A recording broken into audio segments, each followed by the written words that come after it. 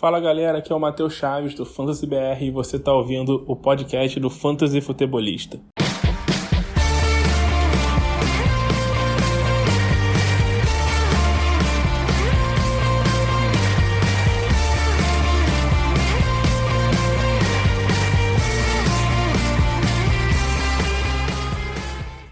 Fala galera, sejam todos muito bem-vindos a mais um podcast do Fantasy Futebolista. Eu sou o Guilherme Gianni e no episódio de hoje o assunto são os tight ends. Quem foram os 30 melhores tight ends da temporada, fazer um recap geral, trazer algumas previsões da próxima temporada, jogadores que se afirmaram, jogadores que não deram tudo aquilo que a gente esperava, jogadores que foram gratas surpresas, enfim. Esse é o podcast pra gente fazer o recap final da posição de tight end. Já fizemos de quarterback, já fizemos de running back, já fizemos de wide receiver e agora vamos fechar essa saga aí do top 30 jogadores de 2021 da posição de tight end. Mas antes de nós falarmos de tight ends e trazer também recados que a galera mandou lá pelos stories do Instagram, trazer para vocês algumas notícias, né? Principalmente duas notícias que são bem relevantes. Uma delas, falar um pouquinho do Super Bowl, né? Na verdade, não chega a ser uma notícia, todo mundo já sabe o que aconteceu no Super Bowl, mas eu gostaria de trocar uma ideia com vocês sobre o jogo, enfim, o que eu achei, o que eu tinha previsto que iria acontecer, o que eu acertei, o que eu errei, enfim, tudo isso a gente vai falar agora nessa introdução do podcast. Também tem uma outra novidade que eu fiquei sabendo hoje aqui, eu vou trazer pra vocês. Já tá lá no Instagram, não consegui segurar, já tá lá no Twitter, não deu pra segurar, mas eu vou trazer aqui pra vocês e falar um pouquinho de como foi essa situação. De repente faço uma live, inclusive se vocês quiserem mais detalhes, trocar uma ideia, posso fazer uma live a respeito disso, né? Mas antes de falar de Super Bowl, antes de falar dessa super novidade, lembrar você, siga-nos, @fantasyfutebolista no Instagram, no Twitter, segue lá no Twitter também, F_futebolista, é bem importante, tô com 500 e poucos seguidores só lá, não trago muita coisa lá, mas eu tô sempre meio ligado, porque por lá que vem as notícias mais rapidamente, né, então a gente tem que estar ligado nessas situações. O Instagram segue sendo nossa página principal, mas segue lá no Twitter também, que a gente pode trocar uma ideia por lá, sem problema algum, retweets e tudo mais. Dá pra trocar uma ideia com muita gente lá pelo Twitter também, mas o foco sempre é nosso Instagram. Então, @fantasyfutebolista no Instagram e no Twitter, F_futebolista. Não deixe também de seguir, de assinar, de dar as estrelinhas nesse podcast, seja no Spotify, Apple Podcasts, Google Podcasts, Deezer, Amazon Music ou nas diversas outras plataformas onde estamos. Mande para seus amigos, a gente vai ter Fantasy Football o ano inteiro. Então, não perde, assina aí que você recebe os podcasts já na largada, antes de eu anunciar lá no Instagram, no @fantasyfutebolista, certinho? Vamos falar do Super Bowl, então. Vitória do Los Angeles Rams, 23-20 sobre o Cincinnati Bengals. Merecido, né? A minha previsão era que eles iriam vencer, né? Muito por conta... Fui na segurança, não fui no hype, né? É uma questão, assim, de... esse ano, inclusive, vocês vão ver um fantasy futebolista muito mais conservador do que no hype. O ano passado vocês viram minha versão um pouco mais hypada, mas principalmente falando em fantasy, né? A gente que troca muita ideia, analista, a gente já tá se preparando, a gente já fez um draft, tá fazendo outros 2 drafts lá com o pessoal do BRFF, com o Rui. Grande abraço Rui, com o André, o Derek tá participando também, Caio Bretas, toda a galera lá do Brasil Fantasy Football tá participando, Serjão. E também o pessoal do Fantasy BR, tem o João Maurício, enfim, é uma galera. Se eu for falar todo mundo aqui, eu vou esquecer de alguém, né? Eu falei metade já da galera que tá participando, a gente já fez até tem uma live super especial lá, entrem no YouTube, procurem pela live do Brasil Fantasy Football, do BRFF, uma live que é um filme. Simplesmente é um filme, é o Senhor dos Anéis do Fantasy Football, trazendo o recap e assim, cheio de detalhes mesmo, tá muito bom. E tem a minha participação falando um pouquinho desse primeiro draft que a gente fez, que vai se tornar uma best ball para essa temporada. E também a gente já tá fazendo mais 2 best balls, aproveitando essa situação para ver o que a galera tá achando, como que o ano sinalizou algumas coisas para nós no Fantasy Football, fazendo algumas previsões, já começando a pensar realmente lá em agosto, lá em setembro, quando o bicho vai pegar novamente no Fantasy Football. Mas até lá tem muita coisa para falar, e uma delas é essa questão aqui do Super Bowl. eu falei, não falei nada, né? Eu queria dizer que no ano passado eu fui muito na questão do Elite Running Back, da Zero Running Back. Esse ano eu vou ser mais conservador. Passei muita raiva nessa última temporada. Foi minha pior temporada de Fantasy. Onde eu acertei deu certo, onde eu errei deu muito errado e complicou até para fazer mudanças na equipe. Por isso eu achei uma estratégia muito kamikaze, uma estratégia para quando, assim, tu tem que ganhar a liga pra ganhar alguma coisa. Por exemplo, no Scott Fishbowl, tu tem que ser o melhor o tempo inteiro. Aí vale a pena tu arriscar algo mais complicado. Agora vamos falar um pouquinho da própria Super League, 16 times, tem que classificar para os playoffs, 6 times classificam, não pode cair. Uma estratégia conservadora é muito mais fácil de se trabalhar. Eu fiz a Zero Running Back, a 0-0 running back mesmo, na Super League, na League 2, e foi bem complicado. Então eu já estou um pouquinho ressabiado. Por isso também fui na confiança, fui no conservador, fui nos Rams, equipe que para mim no papel assim, montou o time para ganhar o Super Bowl. Os Bengals foram na resiliência, é a palavra para os Bengals, né? Joe Burrow sensacional. Muita gente acabou entrando no hype por essa resiliência do Joe Burrow, mas eu preferi apostar na questão dos jogadores mais tarimbados, jogadores que assim estavam querendo muito vencer, que essa era uma das grandes oportunidades, já tinham batido na porta ou já tinham jogado em times, por exemplo, como Matthew Stafford já tinha jogado em time que não brigava por nada. Então, Matthew Stafford sensacional, Cooper Kupp nem vamos falar nada, MVP do Super Bowl. Joe Burrow jogou bem, apesar de tudo, ele teve que passar a bola muito rápido, a pressão veio de tudo que era jeito, a linha ofensiva, aquilo que a gente falou muito no draft, vocês lembram, tinha que pegar a linha ofensiva, tinha que pegar a OL, tinha que melhorar a situação pro Burrow. Os caras foram de Ja'Marr Chase. Nesse momento eu diria que eles acertaram em ter ido no Ja'Marr Chase, porque a dupla funcionou muito bem. Só que esse ano vai ter que ser linha ofensiva do início ao fim do draft, na free agency, por tudo para tentar melhorar. E também tem algumas questões da secundária para o Cincinnati melhorar também. Do lado dos Rams, eu acho que eles ainda têm gasolina para brigar no próximo ano, né? Eu não sei questão contratual, como é que tá toda a situação, mas ainda tem um time muito bom. É um time que, assim, não é de hoje, na verdade, que eles têm um time bom, né? Sean McVay, se eu não me engano, o head coach mais jovem a vencer um Super Bowl. O cara é fenomenal, né? O Zach Taylor renovou contrato, se eu não me engano, agora até 2026 com os Bengals. Então, assim, foi um Super Bowl muito bacana. A gente saiu um pouquinho do eixo Chiefs, Tampa Bay, que tinha ido, né, há pouco, Patriots, que ia muito. Os Rams até foram, os 49ers foram há algumas temporadas atrás, na temporada passada? Não, na outra temporada, 2019, final em 2020 no caso. Mas Bengals era um time que era pouco cotado para estar, os Rams até sim, mas foi tendo que fazer mudanças e se adaptando para conseguir chegar forte nesse Super Bowl. Odell Beckham botou a cabeça no lugar, é um cara que subiu no meu conceito. Quem sabe ele tenha ficado um pouquinho mais... A gente cresce, a gente fica mais velho, a gente vai ganhando um pouco mais de experiência e menos aquela molecagem que ele tinha. E eu acho que a situação de ele se colocar no lugar dele e ser um cara bom pro time, mostrou pra ele que ele não precisa ser aquele cara que chama atenção. Porque o cara que chama atenção, quando ele estiver mal, ele vai tomar muita pancada. Aquele cara que é na dele, faz o serviço dele, faz o trabalho bem feito. Quando ele estiver mal, o pessoal vai apoiar, porque vai entender que ele não está fazendo aquilo por mal, que ele não está querendo aparecer nem nada, que realmente ele não conseguiu fazer o melhor. Então o Odell ganhou muito nessa... tem agora uma reta final de carreira, quem sabe ele ganha um contrato. Tá machucado, ok, mas quem sabe ele ganha um contrato com alguma equipe mais longo para fazer aí seu pé de meia no final de carreira.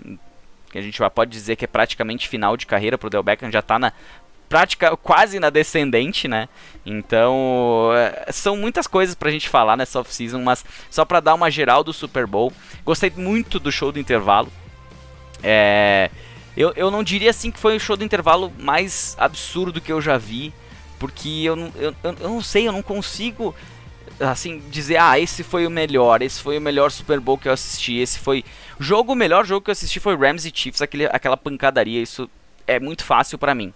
A melhor jogada do Super Bowl pra mim, a jogada que mais me chama atenção, é a Philly Special, não por causa dos Eagles, mas pela situação de como foi. Inclusive, poucos sabem, mas eu nem torcia pros Eagles naquele Super Bowl, então eu praticamente não tenho Super Bowl.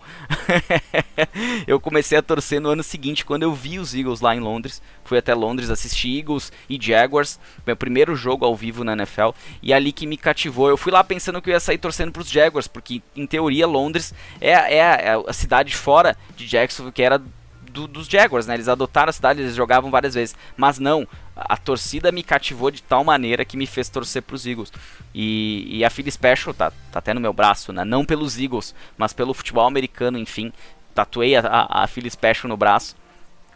Se fosse de um outro time, talvez teria tatuado igual, porque a situação é todo o universo aí do futebol americano, da NFL, que é tão apaixonante, que agora a gente tem esse hiato. Logo a gente tem draft, né? Então daqui a pouco as situações... a gente falando de Fantasy vai para Dynasty, vai para os rookies, né? Para os calouros, todas as análises serão feitas. Quando se fala em Fantasy, normalmente a análise é feita após o draft, tá? A gente faz alguma coisa antes, mas muita coisa muda com o draft. Então não dá para se aprofundar tanto no Fantasy, nos calouros antes do draft. Por isso que a gente está marcado nosso draft um dia depois do draft da NFL. Por sua conta em risco. Porque muito provavelmente você não vai ter tanto... assim, a gente não vai ter produzido tanto conteúdo para você estar preparado para o draft de calouros. Mas, deixando o Super Bowl para trás, foi sensacional. Foi para mim a melhor temporada que eu assisti da NFL. Queria que não tivesse Covid para poder ter ido assistir algum jogo no mundo. Queria esse ano ir para Munique, mas... caramba! Tem tanta coisa para fazer esse ano aqui que não vai ter verba para ir para lá e... eu queria muito aproveitar, conhecer a Alemanha. Quem sabe quando sair, eu não tento dar uma bisoiadinha, ver se não dá para dar um pulinho assim rapidinho até lá. Quem sabe se der, não tem dúvidas que eu vou tentar ir para lá. Então, vamos ver o que acontece aí. Se o Covid também melhorar, né? Tomara que melhore a situação o quanto antes. Amanhã, quinta-feira, faço a minha terceira dose de reforço, estarei 100%, então até hoje não peguei Covid. Os cuidados, as vacinas estão ajudando nesse sentido. Não seja contra, por favor. Não quero entrar nesse papo porque não tem papo contra a Covid. A gente tem que passar por isso logo para voltar à nossa vida normal de novo, pra gente poder fazer as coisas. E quem sabe 2023 tem um jogo no Brasil da NFL. Imagina? Nós ia ter que fazer uma festa aí. Galera do Fantasy Football se reunir, todo mundo para fazer se reunir, ia ser sensacional. Quem sabe no futuro a gente consiga fazer. Mas falando em galera de Fantasy, falando nessas situações, chega a novidade.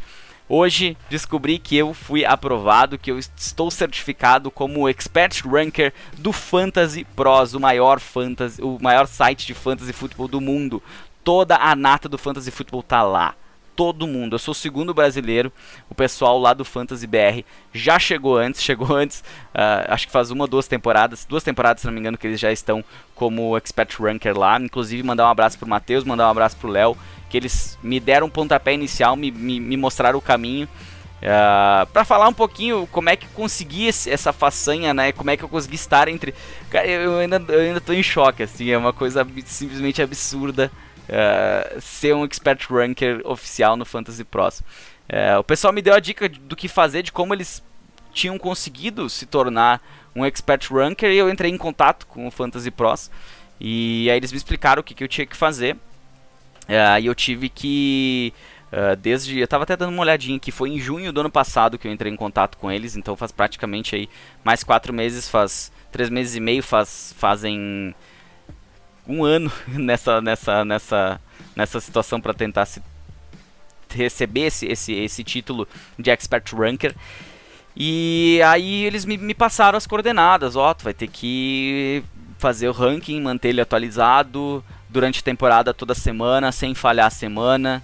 E depois, lá no final da temporada, dependendo do teu desempenho, a gente vai avaliar todo mundo que está participando disso e vai determinar se está aprovado ou não, se vai virar realmente um Expert Ranker oficial do site ou não. E aí começou a minha loucura, porque eu fazia ranking no início da temporada ali, e depois eu fazia marada. E aí fazer toda semana, meu Deus do céu, dá um trabalho do cão mesmo. O pessoal do Fantasy BR tá de parabéns, porque, cara, foi trabalhoso. Tinha dia que, assim, o jogo era às 9h15, 9 horas eu tava lá com o aplicativo, com o site do Fantasy Pros, fazendo os últimos ajustes, quem tava no jogo, quem não tava. Se saía alguém que tava pra jogar, tinha que tirar pra não perder ponto. Que é feito um ranking, né? Os melhores do ranking entre os analistas ganham até prêmios e tudo mais, né? A gente teve... O pessoal do BRFF, inclusive, entrevistou o Matt Harmon, que é um dos melhores analistas de fantasy do mundo, o Justin Boone também, que já venceram, se não me engano, os dois já venceram esse ranqueamento, que basicamente ele vai te dizer... Você provavelmente já entrou no Fantasy Pro, sabe aquela situação que tu coloca lá, escala o tal fulano ou tal fulano, ele pega todos os analistas, ele faz uma média e te diz, ó, escala tal, porque a maioria prefere esse a esse. É ali que a gente entra, nessa cadeirinha, se a gente ganha... eu tava falando com uns amigos meus hoje sobre isso, que eles não conhecem tanto fantasy. Eu disse, é como se a gente ganhasse uma cadeirinha lá com os melhores. A gente tem um espaço de fala, uma situação onde a gente consegue colocar o que a gente pensa. E aí tem toda essa questão de ranking aí que a gente tem que fazer toda semana. Agora tem que fazer inclusive em fevereiro de novo, ainda não fiz. Fazer agora pós Super Bowl, essa semana ou semana que vem, tem que deixar isso aí pronto. Mas... assim que tiver lançado eu vou avisar vocês, porque vocês vão poder olhar os meus rankings. Vocês que entraram nos rankings lá no site, era do Fantasy Pros, porque era de lá que eu estava fazendo todo esse trabalho. E agora, no site do próprio Fantasy Pros, vocês vão achar lá o Fantasy Futebolista. Dá pra escolher, pra puxar só o meu ranking, vai estar lá aparecendo. Ou quiser puxar só o ranking brasileiro, vamos dizer assim, dá pra marcar o Fantasy Futebolista, marcar o Fantasy BR, e aí... deixar só o que a gente tá pensando lá, acho que é bacana. E o pessoal lá do Fantasy BR tá indo muito bem, eu quero ver como é que eu vou fazer pra chegar nos pés do pessoal lá, ficar lá no topo, lá na parte de cima dos rankings, porque é difícil, é bem difícil, é bem complicado. Mas vamos lá, né, vamos trabalhar em dobro, em triplicado nesse ano, pra conseguir chegar o mais alto possível e ajudar a colocar o fantasy brasileiro entre os analistas brasileiros entre os melhores aí do mundo depois dos Estados Unidos, porque os caras lá nascem sabendo, né? Aí é outra coisa. E quem sabe, né? Quem sabe? Sempre que vocês puderem dar uma incomodadinha lá na NFL Brasil também, pra nós ter conteúdo de fantasy oficial da NFL, eu acho que isso ia ajudar bastante, ia ajudar ainda mais no engajamento da liga no Brasil, né? Tivemos essa semana o Super Bowl na Rede TV. Eu confesso que assisti na ESPN por estar acostumado já, mas coloquei um pouquinho, viu aquele primeiro touchdown no segundo tempo na Rede TV e estava sensacional. Só que a audiência foi baixa, por quê? Porque foi só o Super Bowl, quem sabe teria que ter mais tempo de divulgação, quem sabe passar mais jogos durante a temporada, assim, é um processo longo, demorado, precisa trabalhar bem as pessoas para elas começarem a gostar e entender o jogo, porque quem não entende acha que é uma pancadaria, uma bola voando estranha, que não é redonda, e não entende nem porque que a bola não é redonda. Então é um nicho o futebol americano ainda no Brasil, e se a maioria que vocês estão ouvindo aqui, com certeza, acho que já estão naquele nível de gostar mais do futebol americano do que do futebol da bola redonda, né? Pelo menos o meu caso é esse. Vamos falar de tight ends, já me alonguei até demais, achei que ia ser um podcast curto, mas me alonguei demais, vou tentar ser um pouquinho mais breve, até porque tight ends não tem tanto assunto, né? A gente vai falar mais dos melhores, mas alguns ali a gente tem um limbo gigantesco de tight ends, que... Vamos falar um pouquinho por alto, o que eu penso, o que eu não penso sobre cada um deles, e uma previsão para a próxima temporada. Vamos falar então de tight ends, top 30 tight ends dessa temporada 2021. Falando em tight ends, para nós fecharmos o nosso top 30 por posição, é a hora de falar daquela posição que, assim, muita gente não dá bola, muita gente quer pegar cedo os jogadores para já se garantir e não ter que fazer esse trabalho durante toda a temporada de streaming. Eu sou um adepto do streaming, mas confesso que algumas ligas eu apostei alto nos últimos 2 anos, por exemplo, no Travis Kelce, e até valeu a pena. Essa última temporada não tanto, mas na outra temporada tinha valido muito a pena. Mas nesse ano, alguns jogadores até surpreenderam, outros ficaram um pouco abaixo, algumas previsões deram certo, principalmente as previsões, eu diria que a grande maioria delas deram certo, a gente pode falar assim, né? Começando pela posição número 30, Dan Arnold do Jacksonville Jaguars, teve uma pontuação de 58.3, atuou em 11 partidas, tendo uma média de 5.3 pontos por partida. Dan Arnold teve um jogo melhor, um jogo pior, começou a temporada nos Panthers, foi trocado lá para os Jaguars.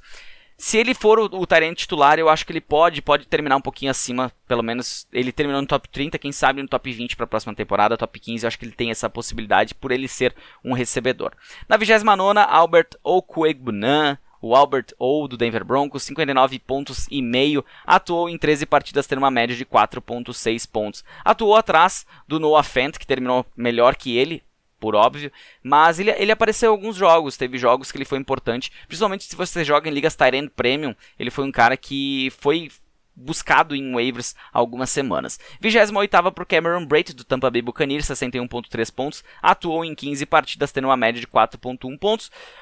Não foi o grande destaque da equipe, né? A gente tem o Rob Gronkowski, o próprio... Eu ia falar CJ Uzomah, mas não é o CJ Uzomah.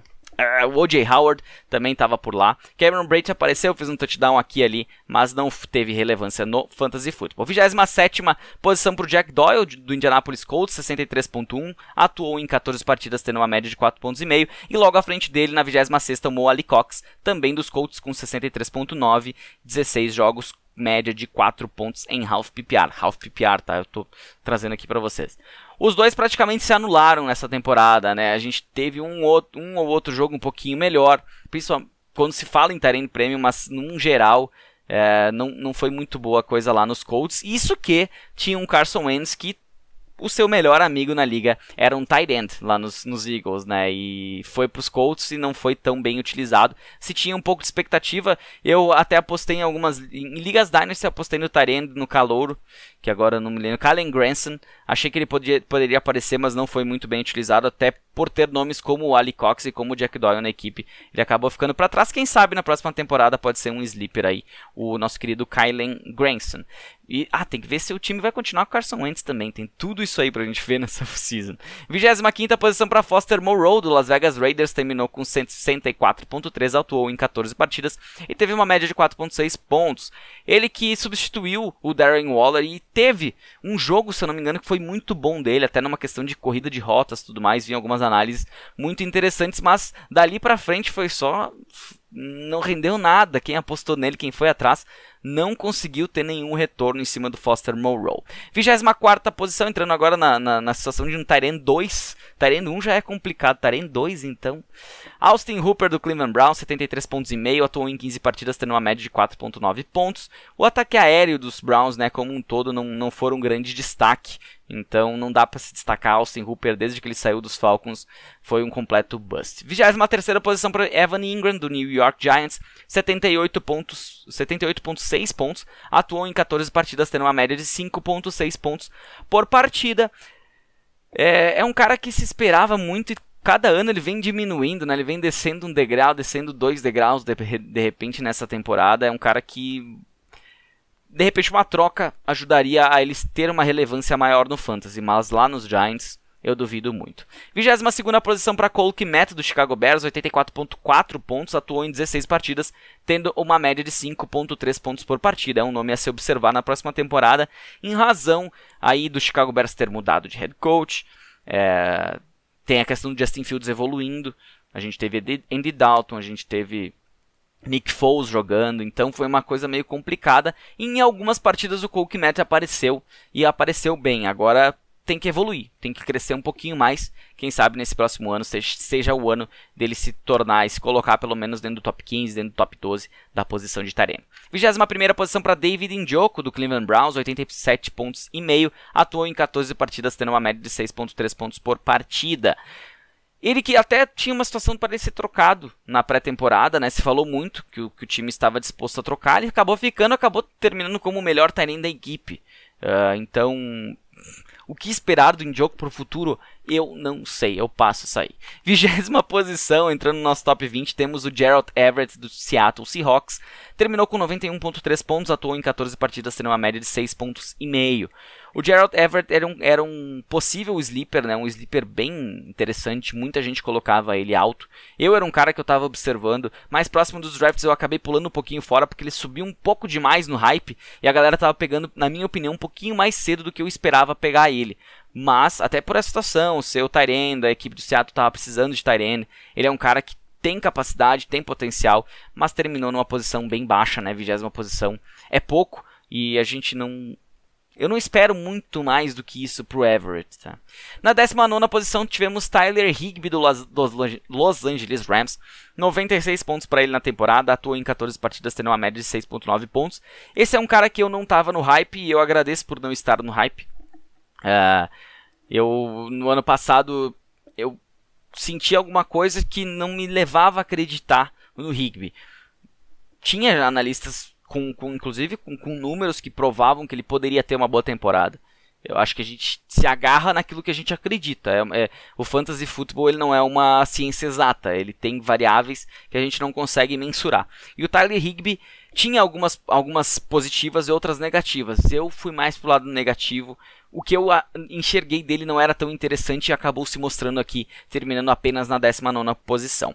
Na 18ª tivemos Jared Cook do Los Angeles Chargers, terminou com 98,4 pontos, atuou em 15 partidas, tendo uma média de 6,6 pontos por partida.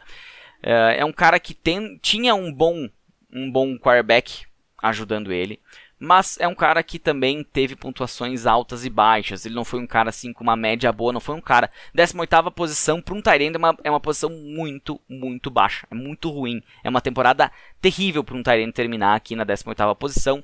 E o Jared Cook não teve uma temporada muito boa assim no Fantasy. 17ª posição por Darren Waller do Las Vegas Raiders. Terminou com 102,8 pontos, atuou apenas em 10 partidas, tendo uma média de jogo de 10,3. A média não é ruim, tem cara que está aqui no top 4 que não tem média do Darren Waller, mas a lesão acabou atrapalhando bastante. Ele teve jogos com altos e baixos também, não foi um cara tão interessante como no ano anterior.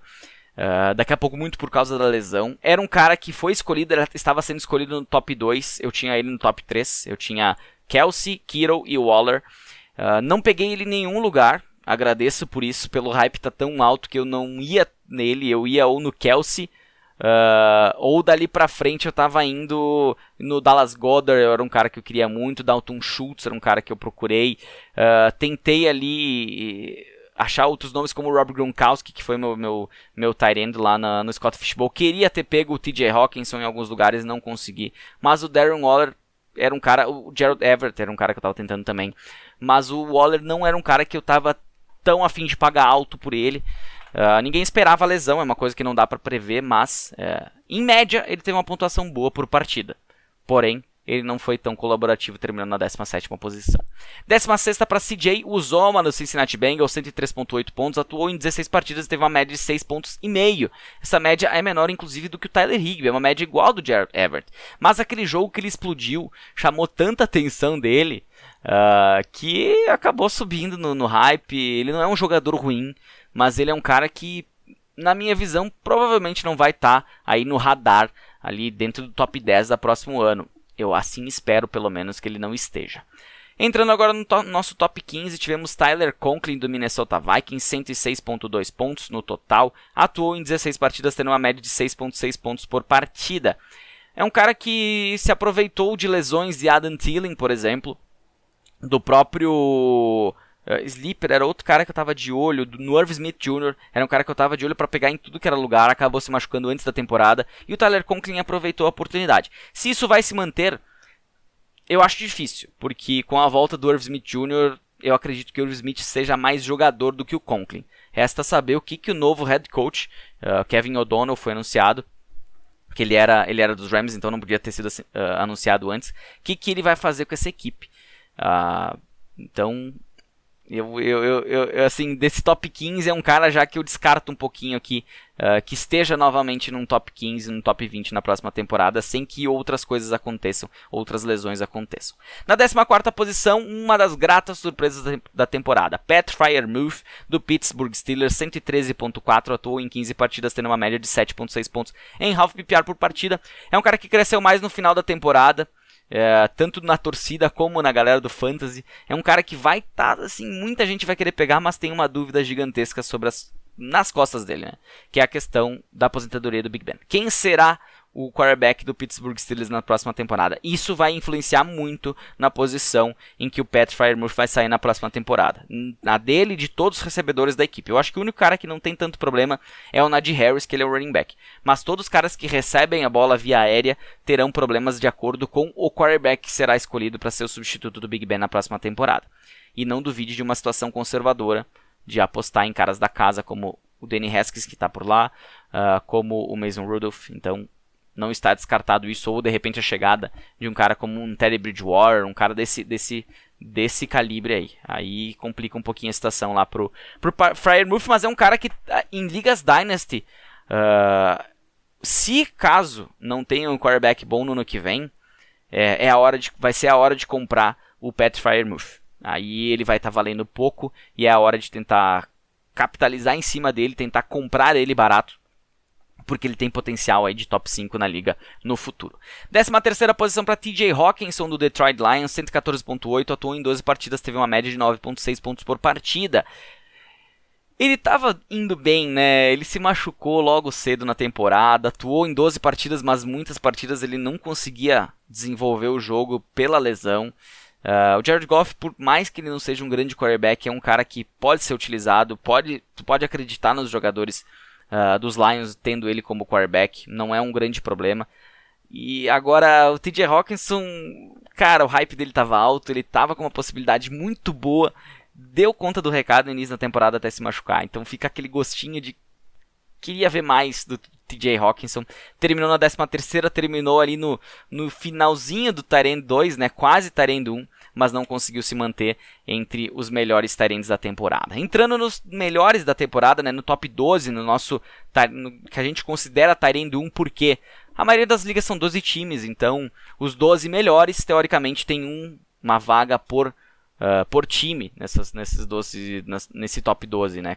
Se todos os times tivessem os melhores, esses seriam os melhores. Na 12ª, Noah Fant, do Denver Broncos, 122.9, atuou em 15 partidas, tendo uma média de 8.2 pontos por partida.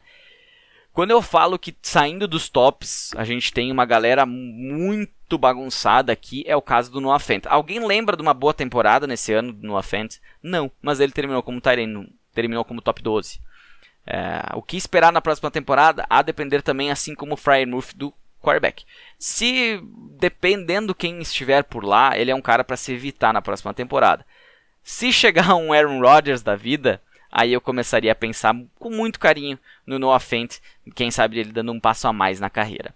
11ª posição para Mike Gesicki, do Miami Dolphins, 125.3, atuou em 16 partidas, tendo uma média de 7.8, o nosso novo Gronk, que nunca se tornou novo Gronk, inclusive terminou atrás do Gronkowski, do old Gronkowski, do velho Gronkowski, nessa temporada, mesmo atuando 5 jogos a mais que o Gronkowski, ele fez menos pontos que o Gronkowski. Então imaginem como foi a temporada. Teve uma partida aqui, uma partida ali, mas não foi tão relevante. Se o Tua tiver uma próxima temporada boa e se ele permanecer, porque ele é free agent, eu diria que dá para se apostar ele como um cara para começar como streaming, aquele cara que você pega lá mais pro final do draft, já passou todos os Tyrants, pega ele e deixa ali. Se ele se pagar, se ele começar bem, você o utiliza. Se não, tenha outro jogador já no radar ali para colocar na posição de Tyrant.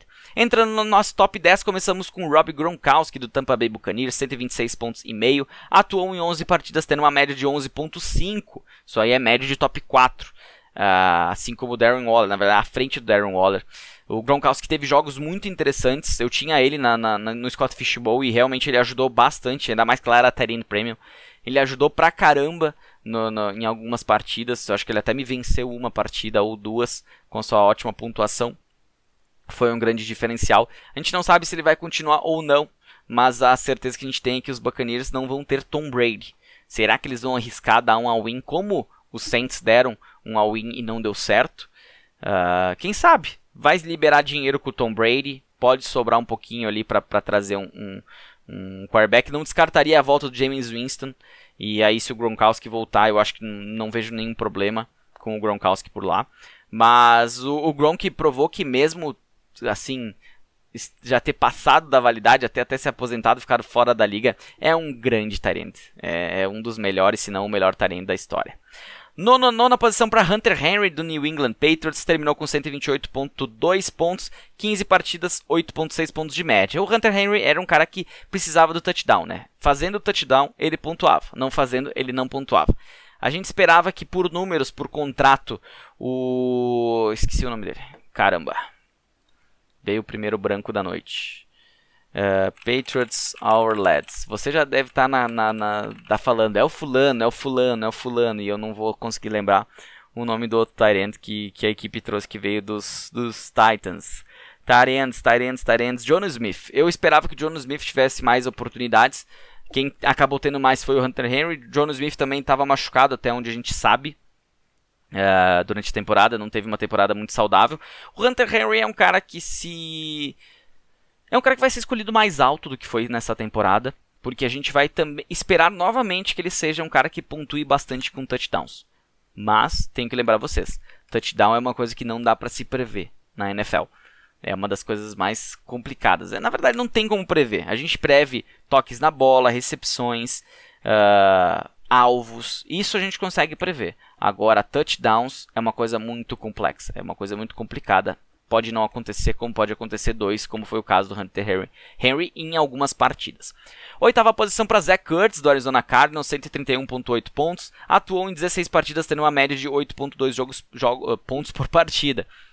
Ele começou a temporada nos Eagles, saiu dos Eagles, foi para os Cardinals e aí ele cresceu. Ele foi um cara importante. Quem escolheu ele, quem pegou ele, em muitos waivers ele estava disponível na hora da troca, se deu bem, porque ele ajudou em algumas partidas, não em todas, claro, né, porque senão ele estaria lá entre os melhores, mas ele foi, na média, ele foi um cara para streaming, um dos bons jogadores de streaming, assim como o Hunter Henry, assim como o Gronkowski em alguns casos. O Gronkowski não era tanto de streaming, mas o Zach Ertz dá para se colocar que foi um ótimo tight end de streaming.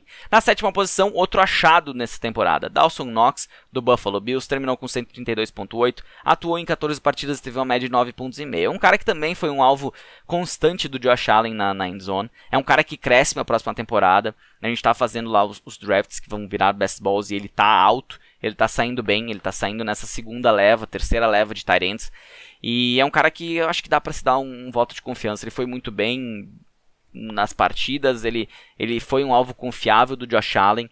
Então não vejo por que ele não tá nessa posição, ele tá nesse limbo da segunda prateleira, terceira prateleira dos tight ends. Na sexta posição, Dallas Goedert, do Philadelphia Eagles, 137 pontos para ele na temporada, 15 jogos onde ele atuou, tendo uma média de 9,1.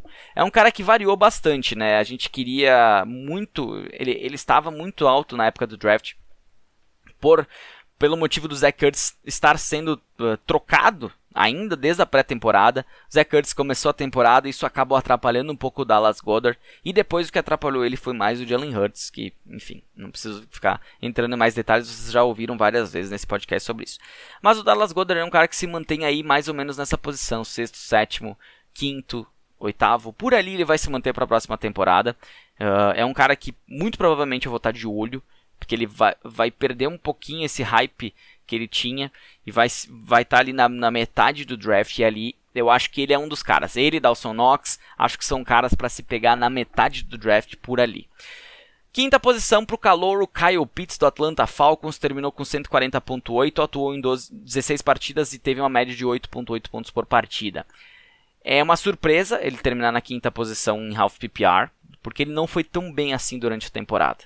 Se esperava, não é que se esperava mais, o calouro, o tight end terminando em quinto é uma coisa absurda, mas ele teve altos e baixos durante a temporada, não foi um diferencial na sua equipe. Na verdade, diferencial aqui só o top 1 e top 2. Os demais, eles estão muito próximos um do outro. Para ter uma ideia, o Kyle Pitts com 140, Dallas Goedert 137, Dawson Knox 132. Essa média de 8.8 do Kyle Pitts, ela é menor do que a média do Goedert, do Knox, do Gronkowski, do TJ Hawkinson.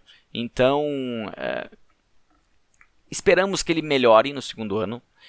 Matt Ryan é um quarterback bom para se ter no fantasy, eu digo lançando a bola, não é um cara ruim. Resta saber se eles vão aproveitar um pouquinho melhor, quem sabe, o Kyle Pitts. O Kyle Pitts vai ter aprendido um pouco mais, né? Calor, ele tá aprendendo ainda.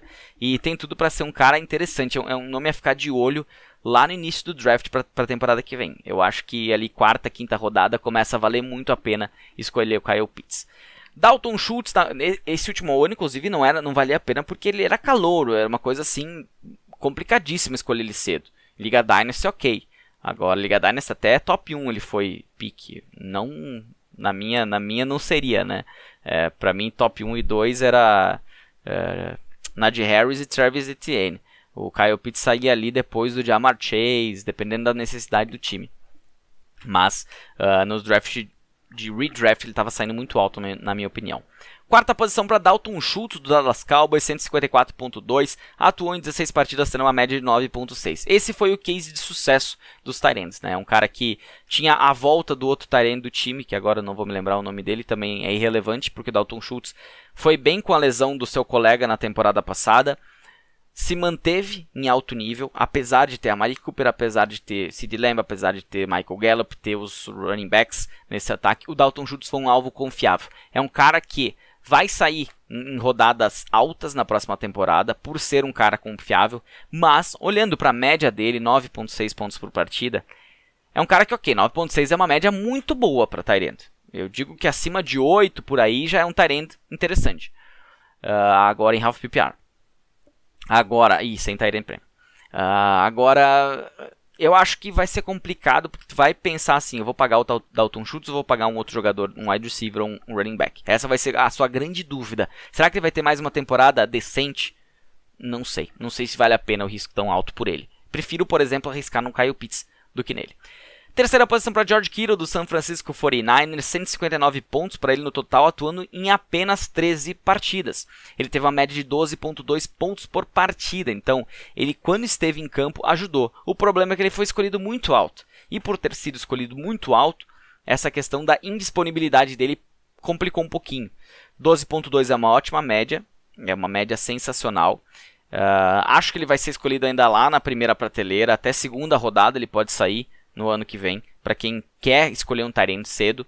E resta saber se com o Trey Lance, de repente, tenha uma química um pouquinho mais interessante, a bola chegue mais redonda para ele e que ele não tenha que fazer tanto o serviço como ele fazia com o Garoppolo. Quem sabe é um cara que está se mantendo ali, né? Não dá para reclamar, não dá para falar assim, ele vai ser melhor que o Kelce na temporada que vem, mas ele tá ali, tá no bolo, mas ele tá um pouquinho atrás do Kelce e do Mark Andrews, que foram os melhores. Segunda posição para o Travis Kelce, do Kansas City Chiefs, terminou com 205.4, atuando em 15 partidas, tendo uma média de 13.7 pontos por partida.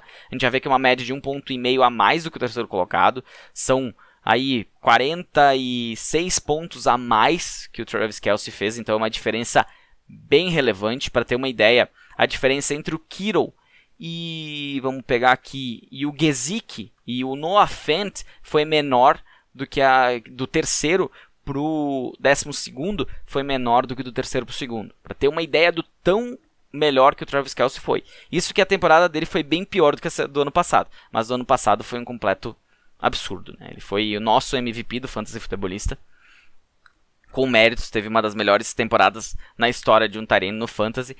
E eu acho que pro ano que vem tudo se mantém. Ele deve continuar nos Chiefs, deve continuar jogando. Não tá mais novo, né? Perdeu um jogo na temporada. Mas é um cara que ainda vai ser escolhido alto, acho que sem dúvida nenhuma. Inclusive à frente do Mark Andrews, que foi o melhor nessa temporada.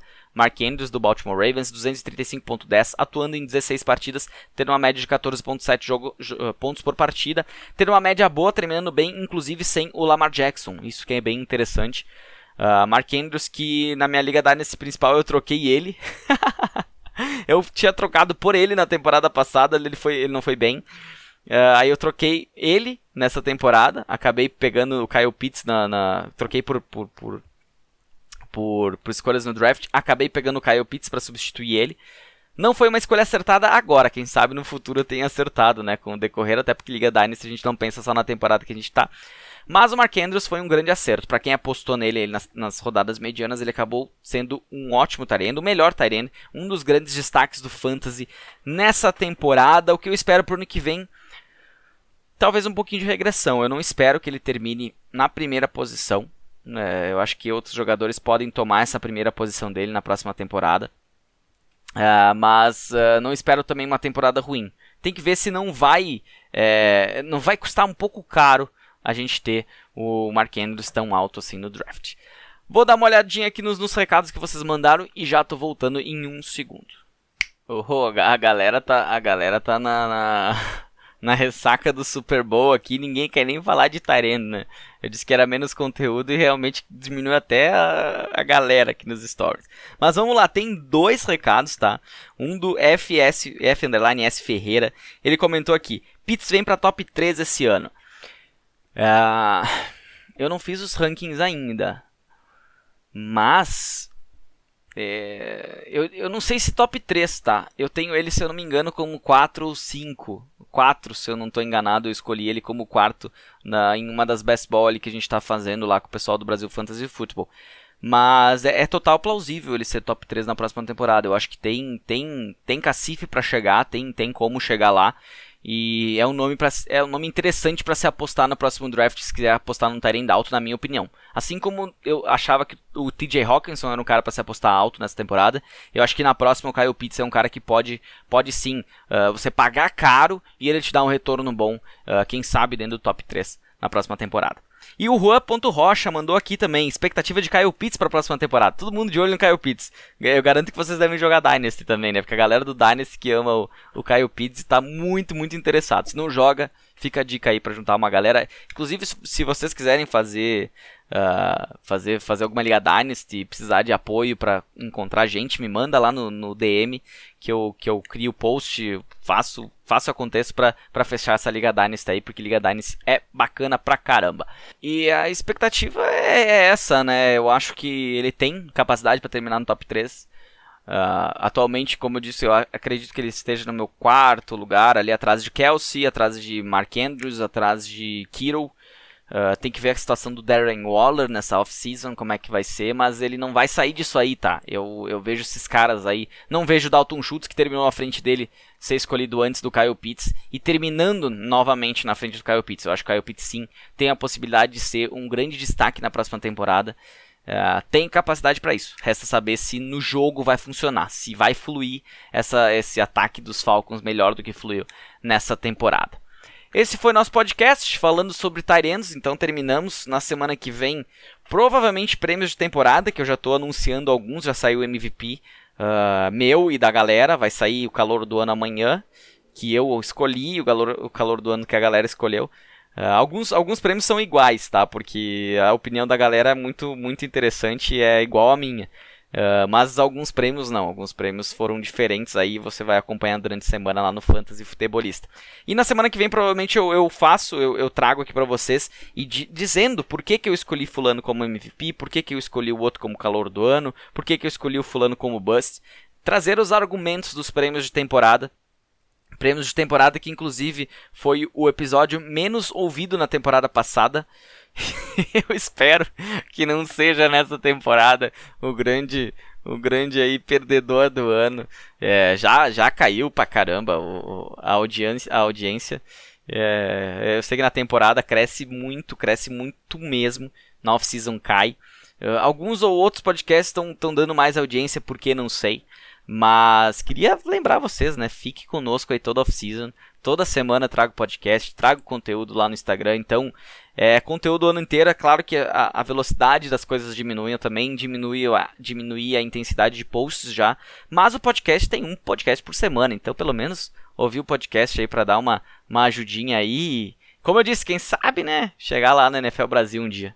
Vamos tentar. Vamos trabalhar para que a gente tem um representante aí brasileiro, que a NFL Brasil olhe com bons olhos, assim como olhou para muita gente boa nessa temporada.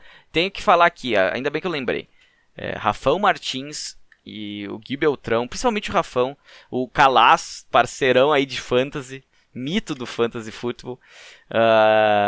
O Rafão fez uma cobertura sensacional. A NFL Brasil tá de parabéns pela cobertura do Super Bowl, nos colocando lá em LA. A gente acordava, olhava acordava não, porque normalmente eles acordavam mais tarde, mas olhava todos os stories do Instagram, os posts, parecia que a gente estava lá.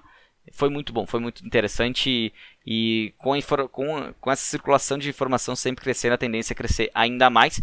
E quero ajudar nesse crescimento, né? Principalmente com o Fantasy, que é uma coisa que vicia, todo mundo começa a jogar. Certinho? Uma boa semana a todos, se cuidem. Semana que vem a gente está de volta. Um abraço!